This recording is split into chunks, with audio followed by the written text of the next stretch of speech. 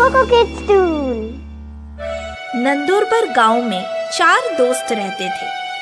पप्पू, फिरोज, किशन, मुबारक। चारों की बहुत गहरी दोस्ती थी। साथ में पढ़ना, उठना, बैठना, खेलना, कूदना।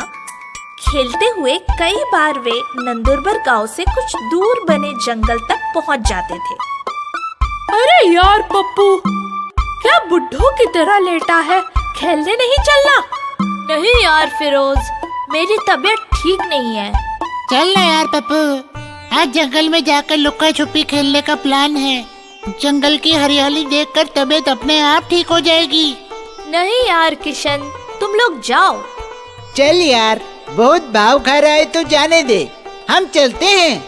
और पप्पू को छोड़कर बाकी तीनों दोस्त खेलते खेलते नंदुरबार गांव के जंगल में पहुंच गए।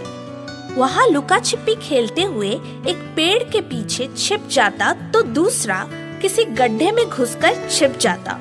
फिर तीसरे की बारी आती तो वो पहाड़ पर छिप जाता। खेलते हुए अचानक उन्हें पहाड़ी की गुफा में एक मोटी बुक मिलती है। बुक पूरी तरह धूल से ढकी हुई है। फिरोज उसे उठाते हुए कहता है, मुबारक, यार इतनी मोटी बुक लेकर इस जंगल में पहाड़ी पर कौन पढ़ाई करने आया होगा? इस पर कितनी धूल है। मुझे तो ये बाबा आदम के जमाने की बुक लगती है। दिखा, वाह, धूल के नीचे इतना सुंदर कवर, तो पूरी बुक कितनी सुंदर होगी। यार, इस पर कुछ लिखा है। इस बुक को खोलने से पहले सोच लेना। अगर तुम इस बुक को एक बार खोलोगे तो बिना रुके इसे पूरा पढ़ना पड़ेगा। अगर पढ़ लिया तो तुम अपनी सारी इच्छाएं पूरी कर सकते हो, लेकिन अगर बीच में रुके तो जो भी होगा उसके जिम्मेदार तुम खुद होंगे। ऐसा क्या होगा? क्या ये पहाड़ गिर जाए या जमीन पाताल में चली जाएगी? लगता है किसी कॉमेडी राइटर ने लिखी है। दिखा, मैं पढ़ता हूँ। एक समय की बात है, चक्रवर्ती राजा के दरबार में 4 दोस्त आने वाले थे। उसमें से एक की तबीयत खराब हो गई। वो नहीं आया तो बाकी 3 ही आ पाए। यार, ये तो हम 4 की कहानी लगती है। पप्पू की तबीयत खराब है, वो नहीं आया, हम आ गए। मैंने कहा था, अगर तुम इस बुक को एक बार खोलोगे तो बिना रुके इसे पूरा पढ़ना पड़ेगा। अगर पढ़ लिया तो तुम अपनी सारी इच्छाएं पूरी कर सकते हो, लेकिन अगर बीच में रुके तो जो होगा उसके जिम्मेदार तुम खुद होगे।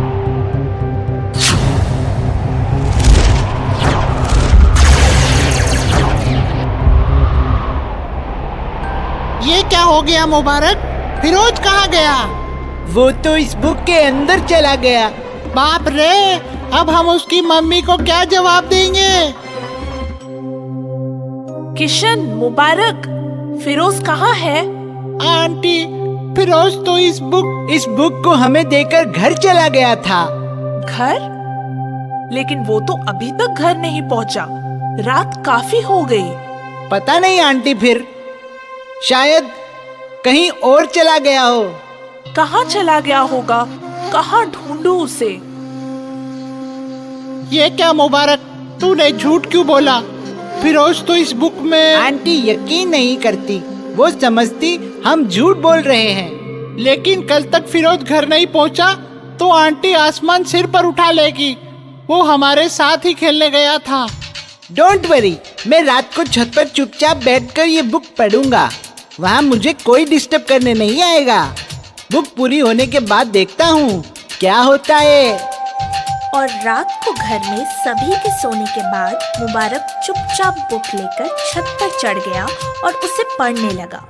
यहाँ उसे कोई डिस्टर्ब करने वाला नहीं था। धीरे धीरे जैसे जैसे रात खत्म होती जा रही थी, उसके बुक के पन्ने भी खत्म होते जा रहे थे। वो अंदर ही अंदर बहुत खुश था कि वो पूरी बुक पढ़ लेगा, मगर अचानक जोर की बिजली कड़की, आंधी से चली और बादलों की गरज के साथ तेज बारिश शुरू हो गई। उसका ध्यान बुक से हटा, तैसे ही बुक बीच से बट गई और उससे बनी बड़ी सी दरार में मुबारक भी समाता चला गया। उसके समाते ही बुक की दरार बंद हो गई। बुक जो कि बंद होकर वही छत पर पड़ी रह गई। किशन सवेरे सवेरे मुबारक के रूम में पहुंचा। उसे अपने कमरे में ना देख वो छत पर पहुंचा तो बुक को पड़ी देख कंफ्यूज हो गया। मुबारक, मुबारक! आंटी, मुबारक कहाँ है?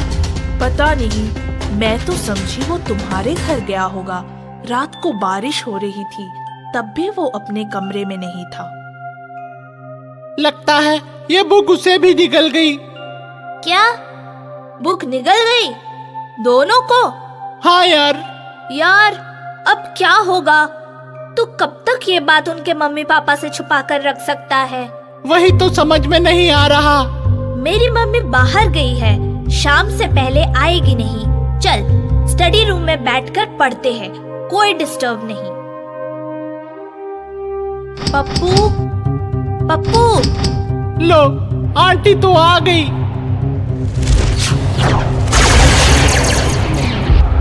क्या हुआ पप्पू? कहाँ है किशन? तुम चीखे क्यों? कुछ नहीं माँ, पढ़ते पढ़ते आंख लग गई थी। डरावना सपना देखा। और माँ से बहाना बनाकर पप्पू बुक लेकर घर से बाहर आ गया था। इस बुक ने उसके 3 दोस्तों को निगल लिया था। उसके समझ में नहीं आ रहा था कि ऐसा वो कहाँ जाए इस बुक को पढ़ने जहाँ कोई उसे डिस्टर्ब करने ना आ पाए। सोचते सोचते बुक लिए घूमते हुए अचानक उसकी नजर खजूर के ऊंचे पेड़ पर पड़ती है।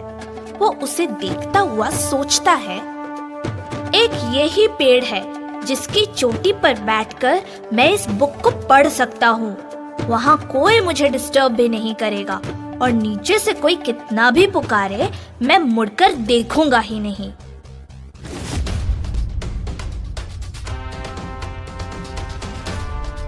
अरे पप्पू बेटा, ऊपर क्या कर रहा है?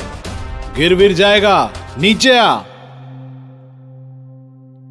अरे सुना कि नहीं? ये आजकल के बच्चे भी ना बदतमीज हो गए हैं। अरे पप्पू बेटा, ये बंदर की तरह ऊपर क्या बैठा है? नीचे आ। आता है कि बुलाऊं तेरी माँ को?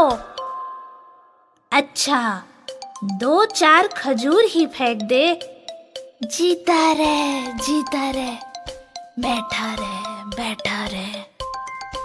और धीरे धीरे पप्पू पूरी बुक पढ़ता हुआ आखिरी पन्ना जैसे ही खत्म करता है, उसमें से आवाज आती है, वाह पप्पू, बच्चा हो तो तुम जैसे होनहार। बोलो, क्या इच्छाएं है तुम्हारी? सारी इच्छा पूरी होगी। सबसे पहली इच्छा, मुझे मेरे सारे दोस्तों के साथ नीचे सही सलामत पहुंचा दो।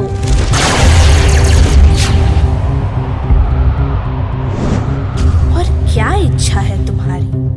आपको पढ़ने की शर्त बहुत टफ है। कोई भी इतनी मोटी बुक को बिना डिस्टर्ब हुए एक बार में पढ़ नहीं सकता। इस तरह तो धीरे धीरे पूरा संसार इस बुक में समा जाएगा। मेरी दूसरी इच्छा है, इस बुक को हमेशा हमेशा के लिए डिस्ट्रॉय कर दो। पप्पू के इतना कहते ही उस बुक में आग लग जाती है और उनके देखते ही देखते वो राख बनकर वही धरती के मिट्टी में मिल जाती है। सारे दोस्त खुशी खुशी घर की ओर लौट पड़ते हैं। थैंक्स यार पप्पू, तूने हमें बचा लिया। हमें ही नहीं, पूरी दुनिया को बचा लिया। एक बात याद रखो दोस्तों, कभी भी किसी भी शर्त को स्वीकारने से पहले ये सोच लेना चाहिए कि हम उसे पूरी करने में कैपेबल है या नहीं। बिना सोचे समझे शर्त लगाना, शर्त मान लेना कभी कभी हमारे लिए जानलेवा भी हो सकता है।